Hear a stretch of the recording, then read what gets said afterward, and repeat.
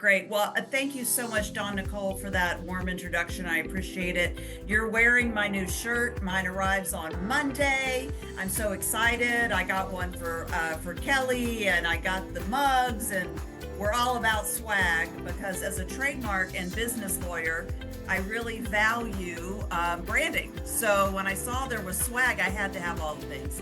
So I'm very excited about that.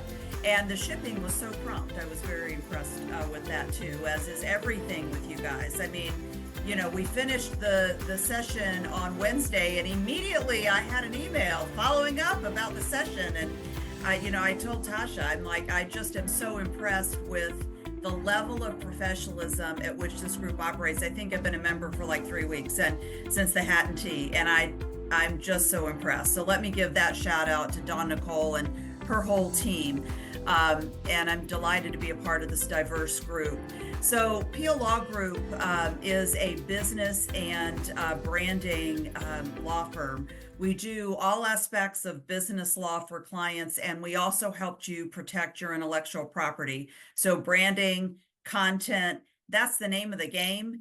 And even for product or companies that make candles and widgets and things like that, your brand and your content in today's digital world is so important, and protecting that is so crucial. So before I get into the BOI filing, I want to respond to one of the questions that was in the chat about just kind of learning more generally about legal and how to use legal to protect your risks. And one thing we do often with our clients, whether large or small, is to sort of look at where they are. You know the magic of meeting your clients where they are, and there's no judgment.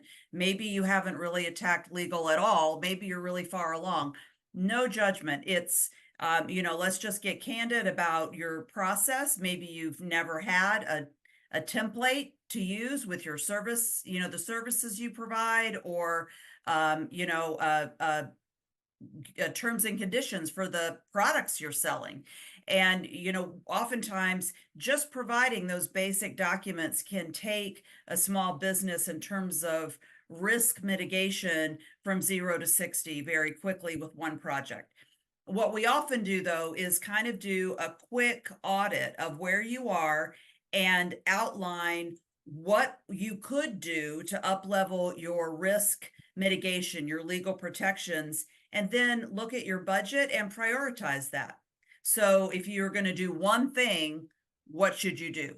The next thing, what should you do? So that you can attack those things that will close the gaps best first, and then move ahead and determine, well, what might be my next priority?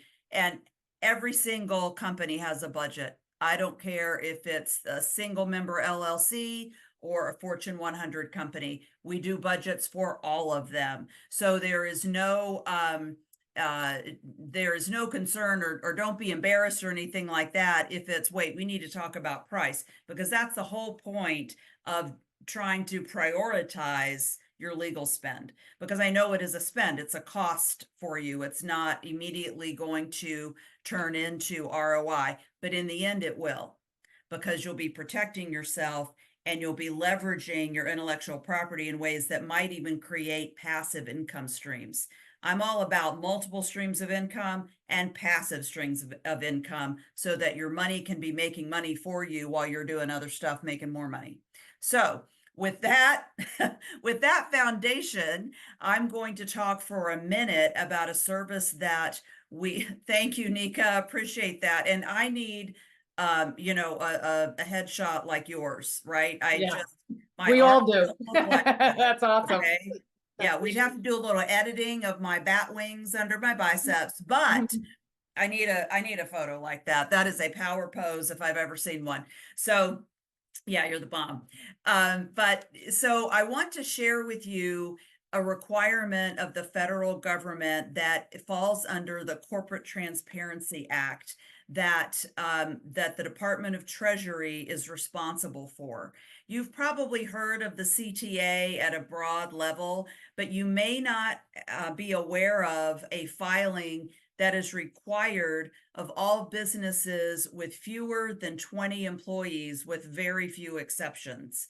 So the burden for these filings is really falling on single member LLCs, two member LLCs. And when I say LLCs, I mean corporate, you can be a corporation or whatever, but whatever your form is, whether it's an Inc., an LLC, a professional corporation, if you have fewer than 20 employees, there's a 99% chance you have to do this filing. There are very rare exceptions for that population. And this is why these regulations are designed to go after financial crimes. And when you think about who is out there committing financial crimes and how they're doing it in what are so-called shell corporations. So layers and layers of little companies, and they try to hide who the real owners are. So they'll create a company, and then that company owns another company, and then that company owns another company, so that you have to really do a lot of digging to find the human beings behind these entities, because companies are really just people, right? But companies can also act as owners of other companies. So they are looking to have a vehicle to go after people that do things like money laundering, right? And I tell people this is sort of like the way they used the tax code to get the mob back in the day, right? Before they were able to go after them for mass murder and whatnot, they got them on tax evasion. So this is another way to get, like if you're a boxing fan, a TKO or a technical knockout, to be able to rope these businesses in and say, you didn't comply with the beneficial ownership interest filing. So let's get to exactly what that is. If your business was open, was created before January 1st of this year, you have until the end of this year, so we're in the fourth quarter already, you have until the end of this year to make this beneficial ownership interest filing, or BOI. It's not very complicated. You just want to get it right. So you have to file proof of who you are, and that can take a variety of documents, your driver's license, your passport, what have you. And you do that after an analysis has been done of who the beneficial owners are in your business. So I'm the sole owner of Peele Law Group, which, by the way, is WBE certified. I have to say that through NAWBO and the state of Indiana. So we got that this year. I'm very proud of that. Anyway, moving on, we do a quick analysis of who your beneficial owners are. Now, let's say you have a company that is a part of your business owner. We would have to look at, okay, who really owns that as human beings behind that company. So once we get, or maybe you have a family trust that owns part of your company, that can still trigger beneficial owner filings. Most of us, I think, are single member entities. My law firm I own 100% of it. So we figure out who the beneficial owners are. Then we make the filings based on who those beneficial owners are. We have a whole system set up, so it's like 3 portal emails. It's not complicated, and it's not particularly time consuming on your end, but it gets it done, and you'll get a certificate back that says, confirmation of the filing that this has been done. So you'll know that you complied with that. Unless there are changes in your business, it's one and done. You don't have to do it again. So let me talk a minute about the penalties, and then I will talk about the misinformation that is out there. And then if y'all have questions, I can address those.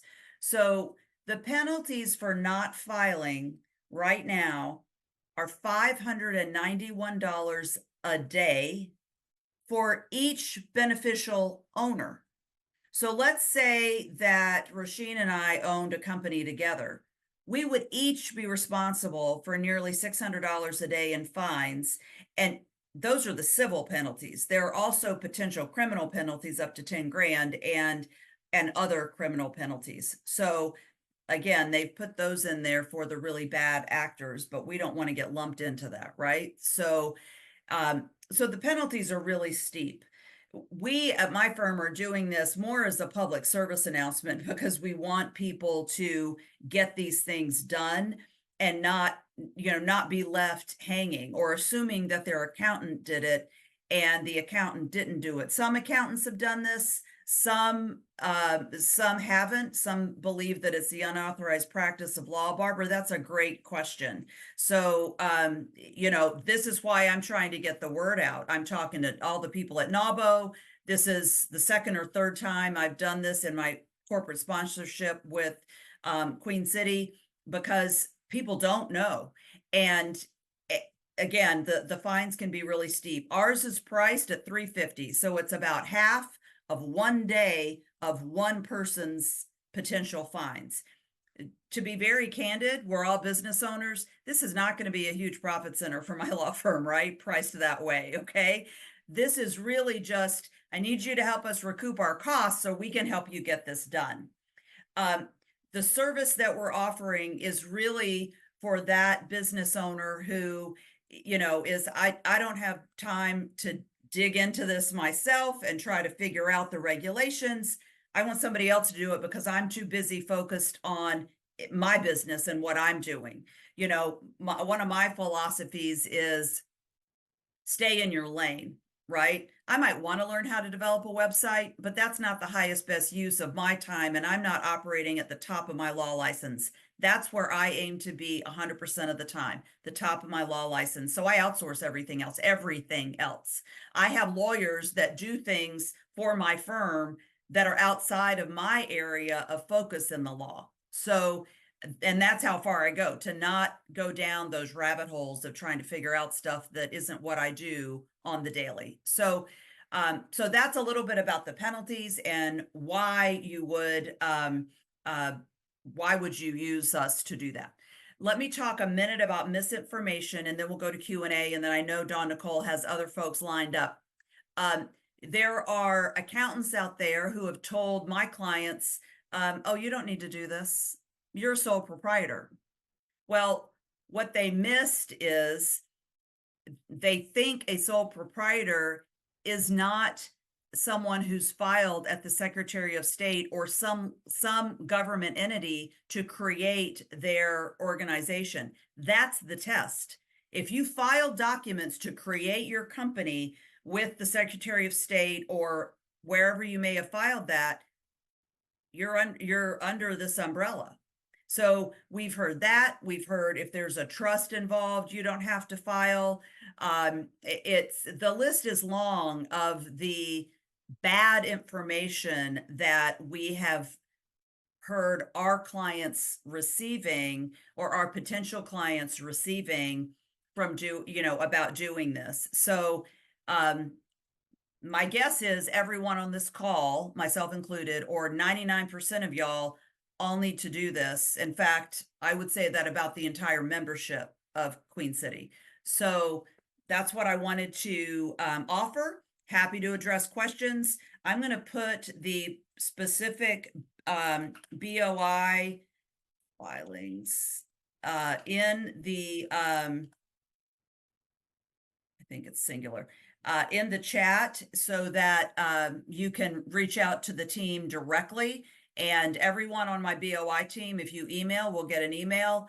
Obviously, there's no charge for us to answer those initial questions. If you want to do the filing, there's a short engagement letter that goes out. They'll call you, set up a call in a couple of days, and get it done. So I just put it in there for you, Amy. Thank you very much for doing that. I appreciate that. So happy to address questions here or offline. You have my contact information in the chat. And Dawn Nicole, thank you very much for the opportunity. Absolutely. And can I just say, wow, I don't think enough organizations are bringing this to the forefront with the intentionality that you are, Amy, which is why we decided to partner. So I just want to kind of set this up with why it made sense. It's funny, my Georgia chapter president, Crystal, came to me initially and said, hey, are we on this? Because we're more than just a community. We're also about advocacy, right? We're making sure that we champion, we advocate. And so I so appreciate that leaders like Crystal and others have come to me and said, are we talking about this? We have a social responsibility to bring this to the forefront. And we do, because we cannot in good faith say to you ladies, start a business, go get contracts, go do this, and not share with you, the other side of it, right? The requirements, the compliance side. So Amy, thank you for being willing. What we appreciated about Amy, just so everyone knows, and her team, I had the pleasure of meeting them in Indiana at the Hat and Tea, and Amy came right over to me as I was, and she was like, Donna Cole, we got to talk. There's a filing. Are you aware? And I was like, there's a filing. And we're having this conversation at the Hat and Tea, and I just knew that she had the type of passion that she was the right partner for this community. So Amy, thank you again. I know that we've got you on schedule doing a few more of these throughout the rest of the year so that every woman has the opportunity to get ahead of this and in front of it. Absolutely. And it's my privilege to be a corporate sponsor of Queen City. It truly is. So thank you again for that opportunity, Donna Cole. Absolutely. Absolutely. Thank you.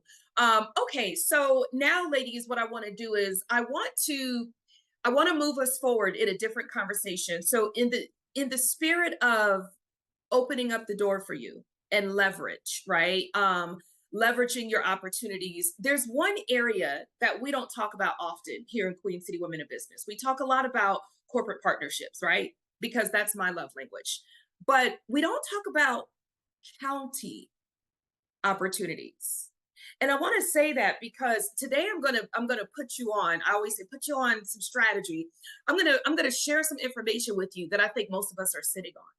I think most of us are so attracted to big corporate and then maybe our city and the federal government that we totally sleep, for lack of a better word, on the county opportunities. And there are billions in spend for you and for me. So today I'm going to talk about reconnecting with your county, wherever you are. So first, what I want you to do is I want you ladies to drop in Nika's like, uh-oh, right? I want you to drop in the chat before we begin. What county are you tied to? So everybody put in the chat, what county are you with, right? Where your business sits, what county are you connected with? First, I want to do a roll call, county, because this is going to be similar but different based on the county, but the techniques are the same that I'm going to teach you. So let me just kind of look in the chat. We've got Wake County, okay, good. York and Mecklenburg, good. Harford County, good. Barbara, Mecklenburg, Monroe, okay, good. Amy, I see you there in Boone. Okay, ladies, let me tell you what happened for me. So I'm going to share with you why I'm bringing this knowledge to you, and then I'm going to encourage all of you as an action item in the next 30 days. When I see you again on the next Friday masterclass in November, I want you all to have said, Donna Cole, I did this thing. The first thing I want you to write down as a to-do item that I believe a lot of us are sleeping on is I want you to schedule some time with your county representative who cares about the BDI, business development or supplier space. I'm going to tell you how to find them. So I'm going to say it. So every single county has a section that cares about economic development. That's you and that's me. And they care about getting you contracts, but you cannot get contracts and you cannot compete if you do not know that they are there. I sat this week for an hour and a half with a person who showed me every single piece of gold on the county website.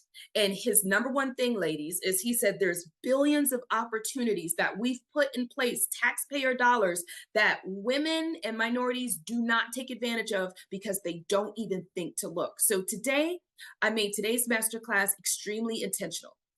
I'm going to start with Mecklenburg County because that is the nearest biggest city, right? That's the county I want to start with. Now, the first thing I want you to do is I want you to just write down or make a note, whatever county you put in the chat, make a note to say, research the county website. Just go to the county website. That's your step one. Now, the second thing, now that we're on the county website, I have pages in order to move quickly, but I want to show you some hidden jewels that you may not know exist. The first thing I want to talk about is something that is hidden in plain sight that we should all be using as a tool.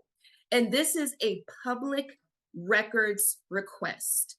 Most of these public records requests live at the very, very bottom of the page. Okay, and you can find it under assistance. If you go to the bottom, there's something right here that says public records request. But look at this, Lauren Ansley, request to be a speaker or request a speaker. This could be you. So let me tell you why in our role, we would want a public's record request. Barbara, I'm going to pick on you for a second in a loving way. You want to offer your services to your county there where you put, I'm not looking at it. You want to offer services to county. But before you do, Barbara, it would be extremely smart of you to do some recon and some research. You're going to hit public records request. And then you can actually, we're used to doing this for like marriage licenses and birth certificates, but you can actually request information on city records or who won an RFP. Let's say that you want to understand who won an RFP around what you do, the services you provide. You could actually request that information. And if you don't see it here, there are emails, there are phone calls you can make. There, you simply call if you don't see the request type, and maybe it's under other. But this gentleman explained to me, he said, the first thing your women should be doing, knowing the community we have, he said, before they even compete, they should do as much research as they can to see who won contracts with the county similarly modeled to their business offerings. And how much did that person charge? What was the price point? Again, ladies, oftentimes we do this stuff blindly, but all the tools are right here. So he is saying that one of the things we should train ourselves to do is to do a level of research and recon. And here's what you want to ask. The reason why you want to be very specific is if you are less specific, they will only give you what you ask for. And it takes about 30 to 60 days to get it.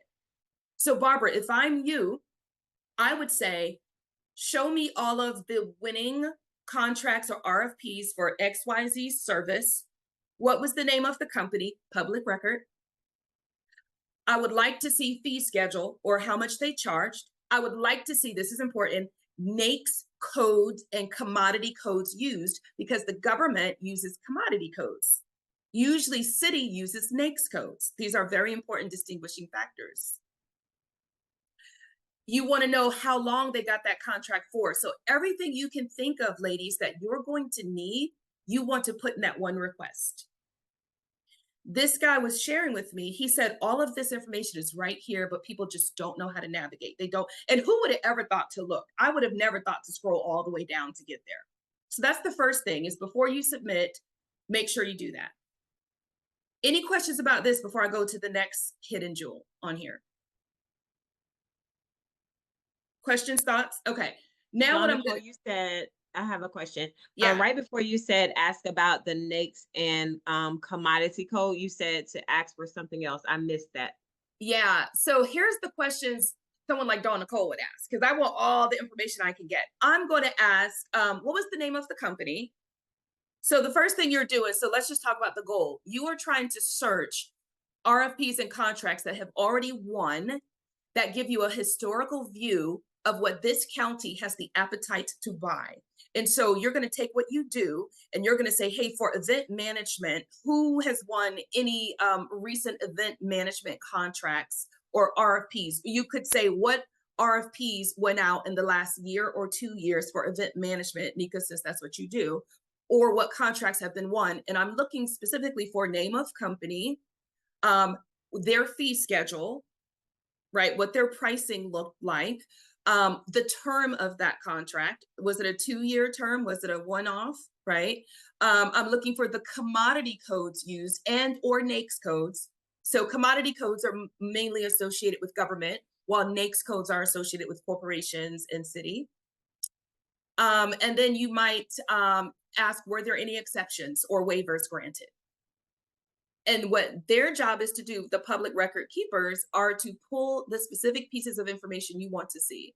And of course, if I didn't say this, I would ask for company name and any information, company address, right? You're going to ask, even if they say, hey, I can't give you that, ask for everything you desire to see. Then what you're going to do is, armed with that information, your goal is to use that as a threshold against your offering to see where you might need to modify your capability statement, or now you know how to compete in an intelligent way because you have historical winning data. Does that make sense, Nika? Yes, thank you. You're welcome. Okay, any more questions about this piece before I go to the next piece? Because if you're like me, I don't go to the county website for anything unless I'm paying a tax bill. Like, this is how we think of it. Like, but he was encouraging change the strategy. So the next thing he recommended, you all, is this right here is your best friend, about us, become friends. So I already have the page open. He's suggesting take the time to read, whoever that is, whether you're in Cobb County, Nico, Henry County, I'm just making this up, whatever county, it always is going to give you the staff, right? The staff members who are appointed officials specific to business diversity or economic development. You're going to read each one of these. Like, for example, Jamila is business diversity and inclusion. It is her civil duty in this role to take a meeting with you. We're not using this all the time. So if you click on these, I'm just going to click on one, you can see there's a lot of information. There, it even goes to an email, right? In most cases, it'll be their LinkedIn or it'll be their email, but there's information that you can access pretty quickly. So I'm going to go back to About Us. And your whole goal is depending on what you're after. So here's what he shared with me. What he shared with me is when it comes to the county actually has two focuses. Actually, they have three is what he shared. And there are a lot of counties that are modeled similarly. Counties, one of the big things that counties buy when it comes to procurement is construction.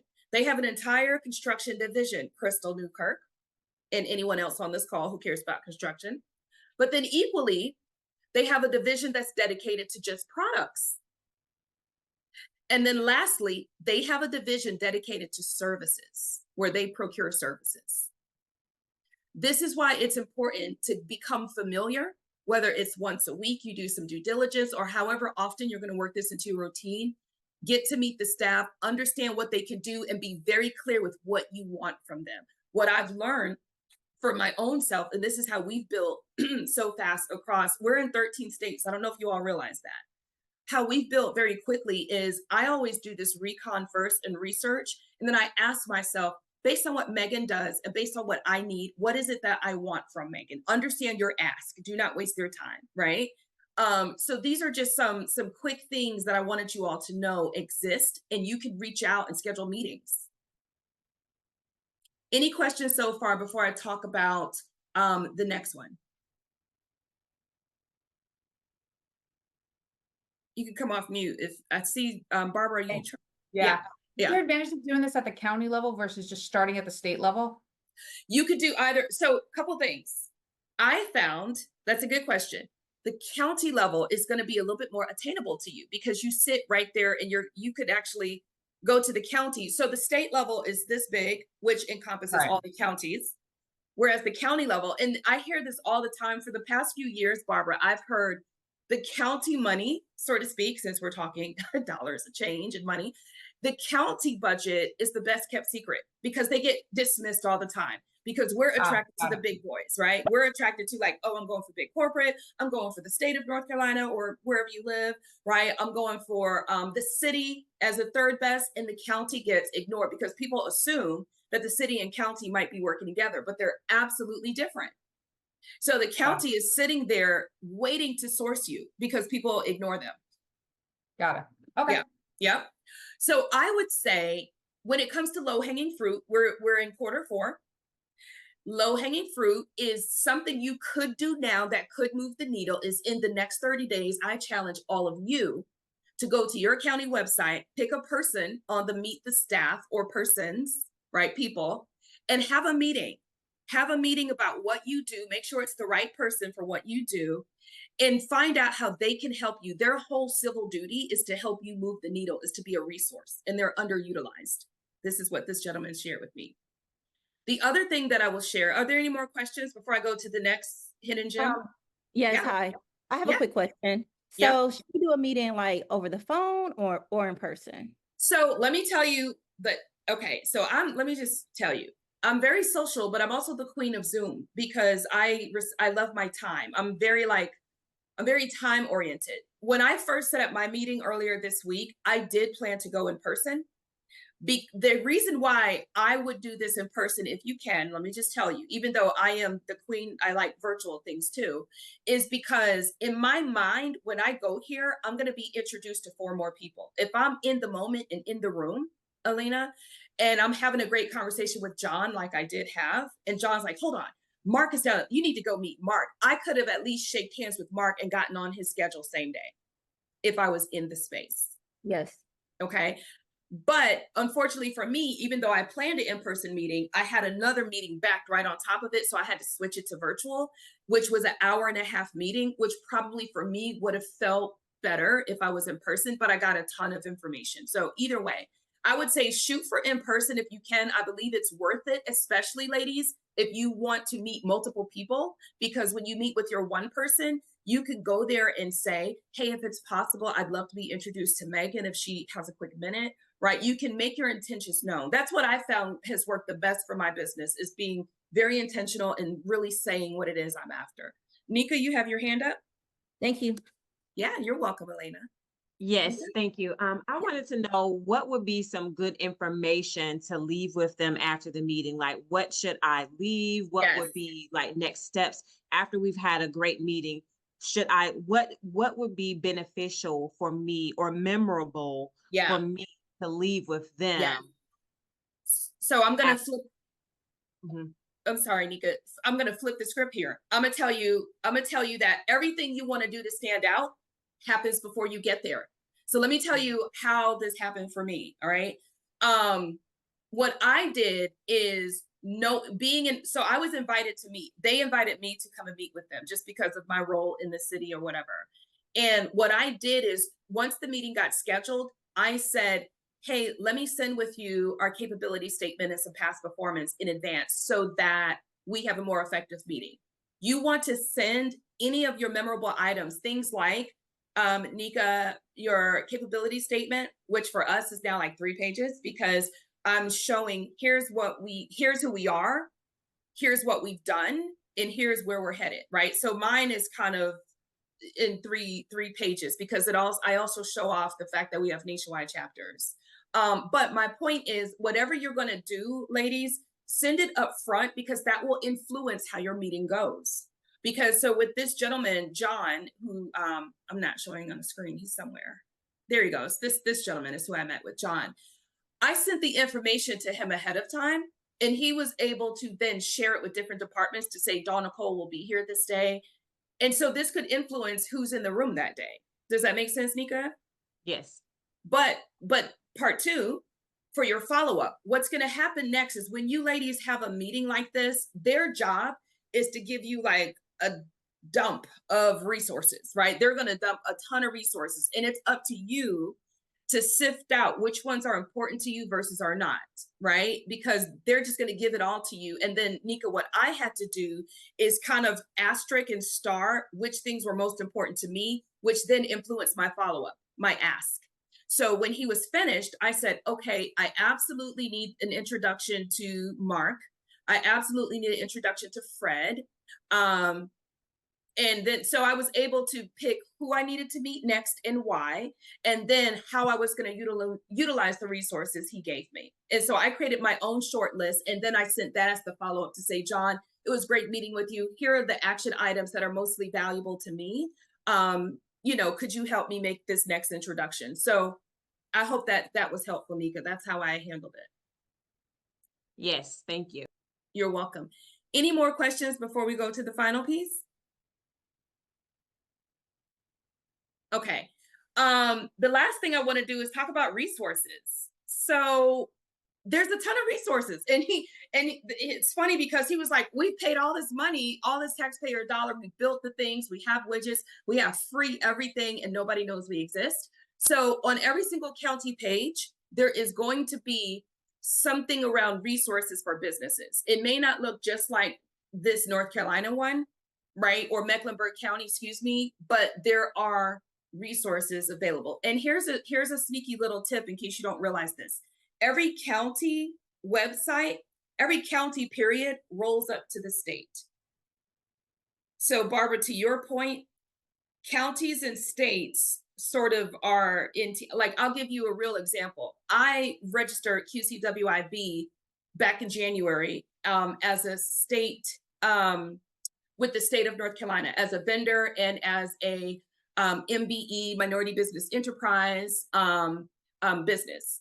As a result, the state of North Carolina sends me information, but Mecklenburg County also has access to that same information, and we're able to start sending me bids, even though I wasn't really signed up with Mecklenburg. So there's a relationship. Now, speaking of, oh, I got logged out. I was going to show you all something. Oh, well, I'm going to see if I could do it on the spot. Oh, probably not. Oh my goodness. I was going to show you, lastly, the state of North Carolina's bid system, because a lot of women who are in North Carolina don't realize that you could be bidding every single day on bids through the North Carolina portal. Does everyone know where? So let me ask you, if you're in the state of North Carolina, do you know where to go to search bids on a day-to-day basis? Just, can y'all come off mute and tell me yes? If you're, so in North Carolina, I have Elena, I have Roisin. Elena, do you know where to go to search bids in North Carolina? I don't. Roisin, do you? No, I do not. Crystal, do you know where? Crystal Newkirk? Early bird. Nope, that's the city. But you all just proved a very important point. I'm sorry, I'm trying to hurry up and let me see if I can go back in.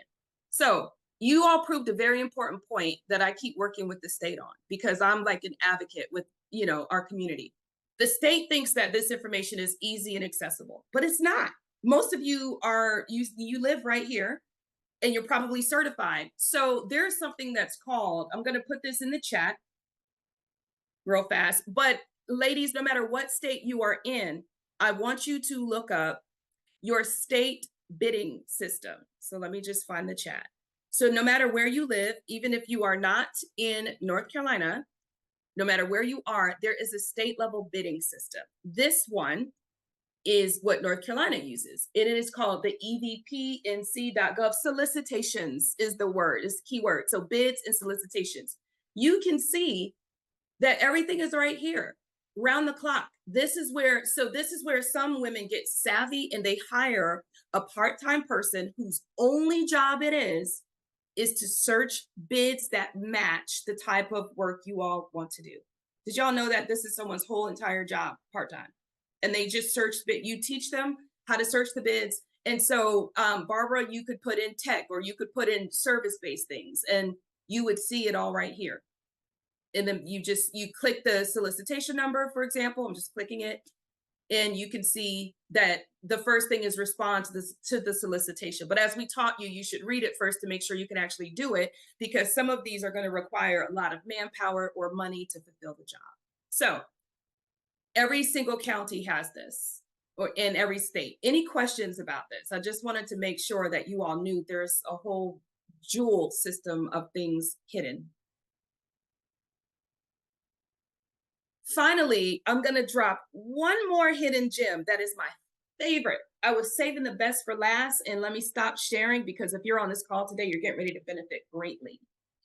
Okay, final nugget that I have only for VIP and pro members today. I have not shared this broadly yet, because we're going to do a workshop on this. There are a lot of women, businesses, even in this community, who are missing out on opportunities, ladies, because we're not saying the right thing about what we do. And I'm not talking about you being confused. I'm talking about, you might be calling yourself a marriage counselor, right? Or you might be calling yourself a mental health strategist. And while that sounds really good in the secular world out here and on YouTube and Instagram world, right? You're a brand, you got a whole brand, you got a following that's cute, right? Look at Nika, but in reality, if you're coming on this side of the fence where you're looking to do business with major corporations like corporate, federal government, and local and state government, that means county and city, you have to know what they call it. Otherwise, you're never going to be found. I have a woman right now, I will not give her name. She has multiple certifications, and her business, I'm not going to say the name of her business, but it's like something marriage therapy. And she's frustrated. She's like, I'm frustrated. And the reality is unless you know what they call it, they can't source you. They're not sourcing you based on our cute words, our cute little words that we call it. So one of the things I'm going to encourage all of you to do as an exercise, I've even used it, saved my whole life, saved my business, saved it, is take what it is you think you do using the words you'd like to use. I would list out, and it shouldn't be 20 things, maybe list out your top 5 specialties. Elena, what do you call it, right? Nika, what do you call it? Whatever it is, put what you call it and then a simple description next to it. And then put it inside of ChatGPT and say, provide me the NAICS codes that closely match my descriptions below. And hit enter. You will be amazed at what it comes back and says. And this is why there's a disconnect between what you do and the people looking for what you actually could do for them. This is really huge, ladies. We're getting ready to teach a whole workshop on translating skills into trades, right? Translating everything you think you do into a commodity code or a NAICS code. This is a big deal because if you do not put this on your capability statement properly, and then you don't list it in these portals properly, they will never find you. This is big because I remember calling myself in 2015, the chief grow getter. I grow your business from possibility to profitability. And while that sounded really cute for the YouTube, nobody's looking for a grow getter. Like nobody's sourcing a grow getter, right? So put what it is you think you do, keyword, and then a simple description. And I would love for you all to come back to me and send me an email and say, Dawn Nicole, this is the translation. You're welcome. No, Amy, yeah, Amy, legal is legal. We understand legal all day. You're good. I think this is for everyone else who's not in a hard-coded, right, where we're trying to figure it out. This is someone, like, I'll give you an example. When one of my people put into ChatGPT what she does, it came back and said HR consulting. And she's like, I don't do HR consulting, but she did like agile change management. Barbara, this is good for you to know. She was calling herself agile change management and agile this and agile that. And then she said, and then you want to be specific with ChatGPT. For federal government, what would be the commodity codes or the NIGP codes for this? And it will come back and show you. And then you can say for corporations, what would be the NAICS codes? So, all right, I see questions coming in the chat. So Barbara says, this is a big issue. No, it's just, the commodity codes do not line up to like current tech type of stuff that I do at all. They're so generic and they're really meant for very few niche areas of tech. They're not designed for like the consulting stuff in the middle, like project management, agile, where like it's. And you could say consult. And you know what I would do if I know exactly what you do. I would actually pick up the tech side and the consultancy side of it and use the codes. And then your capability statement is there as a supporting item, to explain further what you do. So between the codes and the story you tell on your capability statement, that should be enough to get you in the door. But I just want women to know, because there's a lot of women who are saying, I'm not getting the call. Or I'll even tell you, I've had women be introduced to our partners and be disappointed because what they said didn't resonate with, right? So we're teaching them how to understand the lingo in a different way. Nika Scott says, can we have access to a sample capability statement? Yes. Yes, there are some sample capability statements that I could email you. Yep. Awesome. Any further questions? Was this good today? Did anyone learn anything today? Yes? Yeah. Yes. Wow. Okay, y'all know I'm an energy person. I need like a yell, a scream, or something. Awesome. Okay, I feel the love from the. Okay, I feel it. Amazing. This is amazing. This is the most practical, like, women business development session I've been to, and I've been doing this almost 30 years. Thank you. Super, super helpful. Like, I've been a member for months and I kept meaning to join one of these and have never gotten around to it. And now I'm hooked. I will make the time. Providence, y'all. It was Providence. Yes. Yeah. And Barbara, where are you? You're in Connecticut, right? Connecticut? Yeah. I'm like half an hour outside I'm suburbs of Hartford. Okay. But we can do business anywhere. So yeah. absolutely. And Amy, have you ever been in the New England area? Are you from there? Well, it's funny, I actually did a private chat note to Barbara. My sister used to live just outside of Hartford in a northern suburb called Windsor. So I've Yeah, spent right by the plenty of airport. time out there. My guess is you're on the west, the northwest or west side, Barbara, just knowing the area. But Yeah, um, yeah. So we need a Connecticut chapter, yes? Yes. I'm sorry. Did I say that super loud? yeah. Yes, yes, yes. Awesome. Ladies, as always, this has been amazing. And listen, there are things only you all get that we share with this group first, and today was one of them. So thank you. All right. Have Well, a wonderful thank you weekend. so Amy, much. thank you again for the great information. And thank you, ladies. Have a great weekend. Take care. Thank you. Bye. Bye.